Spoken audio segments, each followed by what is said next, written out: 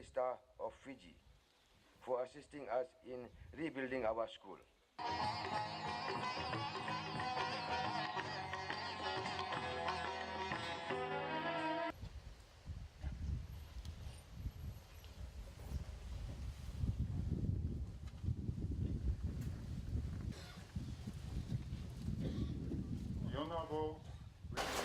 Thank you, Your Excellency, Mr. Masahiro Omura, the Ambassador of Japan, Minister Bala, Member of Parliament, the head teacher, the manager, and members of the school committee, teachers and school children, parents and guardians, ladies and gentlemen, Bulovinaka, and a very good morning to you all. I'm delighted to be here today at Koronubu Sangam School in Ba to officially open this new classroom building as part of our Cyclone Winston rehabilitation program, so that your students can put the trauma of the cyclone behind them and get back to the business of learning. Today is the second day of my tour of schools that we have successfully upgraded and rebuilt following the destruction caused by Tropical Cyclone Winston last year. As you've heard from the ambassador, the strongest cyclone to ever make landfall in our hemisphere. This morning I'm opening this classroom block at Koronubu Sangam School, and I will do the same at Patulaulau Sanatan School this afternoon. None of these school projects are not simple rebuilds.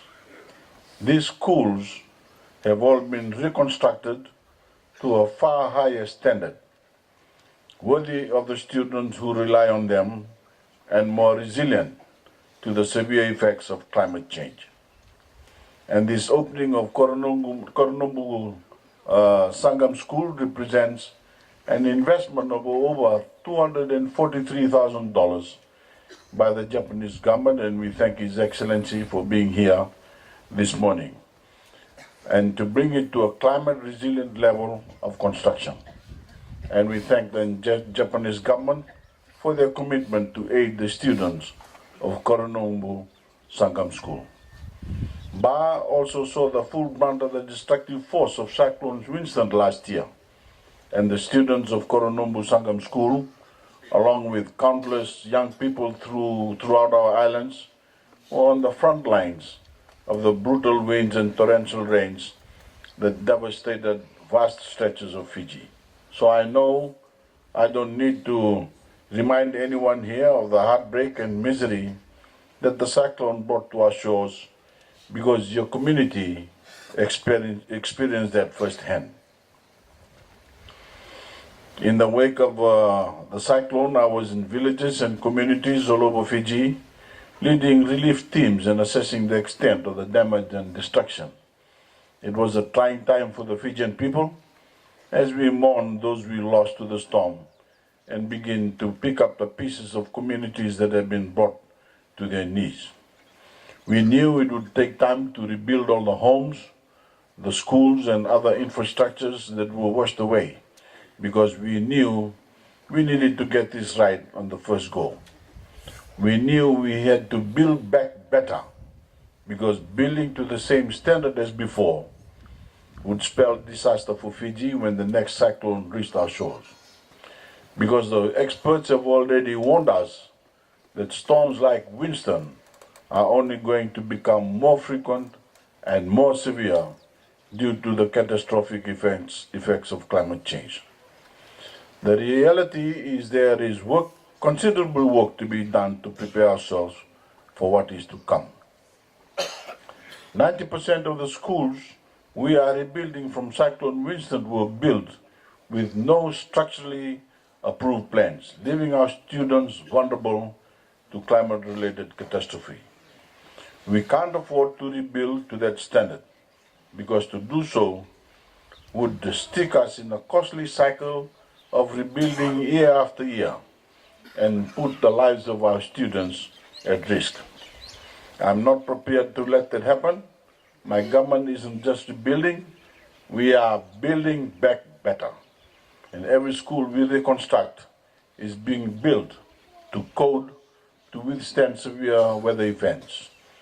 It has taken time, it is well worth it. Still, even though we know storms like Winston are only going to get worse, many do not share our vision of a more resilient Fiji.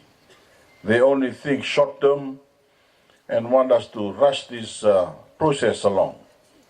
But that would compromise the safety and security of ordinary Fijians.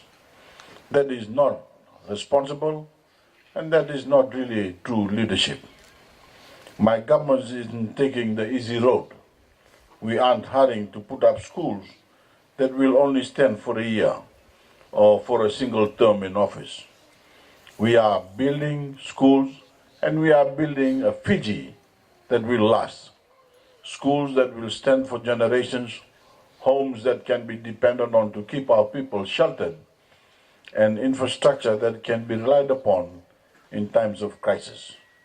We are making steady and unrelenting progress towards the goal, and we have a clear game plan for building back Fiji better than it was.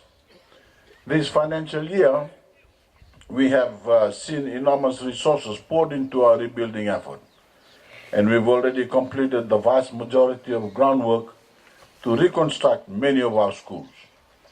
Some of that work has been carried over into the upcoming financial year, that we've allocated another $170 million towards the reconstructions of schools alone. Our rebuild has also seen unprecedented collaboration with the private sector, including the Fiji Institution of Engineers, who I'd like to personally thank for carrying out the assessment work for our schools free of charge, or pro bono as they call it, and for assisting with our Adopt a School program. On behalf of a grateful nation, Vinakabugalebo to the Fiji Institution of Engineers, and I would like you to put your hands together to thank this group. I also like to acknowledge our dedicated staff at the Construction and Implementation Unit in the Ministry of Economy, headed by Mr. Shah Mohammed. Shah is here with us. Where's Shah? Oh, sorry, Shah, can you stand up so that the children can see you? Our Ministry of Economy is headed by Mr. Shah Mohammed for bringing a new level of professionalism to government's construction work, in particular for our rebuild program. We've also borrowed to complement our own allocations, and I'd like to thank the World Bank and the ADB for partnering with us to help in our rebuilding effort. Any honest economist can tell you that our financial strategy to help get our nation back on its feet is sound, because we are borrowing to build, to set up resilient infrastructure that drives economic activity and schools that prepare the next generation to succeed. We are investing in the potential of the Fijian people, and that is proven to grow our economy and set us up for even greater prosperity. We are committed to quality construction and getting the best possible returns on every dollar we spend. And we understand that our investment today will protect Fijian taxpayers from the far higher cost of having to build in the future. In total, the Construction and Implementation Unit has completed 20 schools that sustained major damage in the cyclone, with work underway on 148 others, many of which will be completed soon. And we've also, through the Ministry of Education, completed minor repair works on 143 schools, with 175 currently being completed. Progress is being made, real progress, not temporary fixes. And I'm very proud that as part of that effort, we've completed the construction on this new classroom building at the Koronubu Sangam School, making your school more resilient to severe weather and more capable of serving your students. Today, your community truly has something to celebrate. as this project marks a big step forward for our effort to build back better. And the completion of this new school block send a strong message to your students that we care about their success and are prepared to invest in their future. Our work across Fiji is far from finished, and it will not stop until every affected Fijian family and household is able to have their own day of celebration and begin putting the memory of Winston devastation behind them. My government will not rest until that day arrives. Pinakapagalevu, and I thank you all.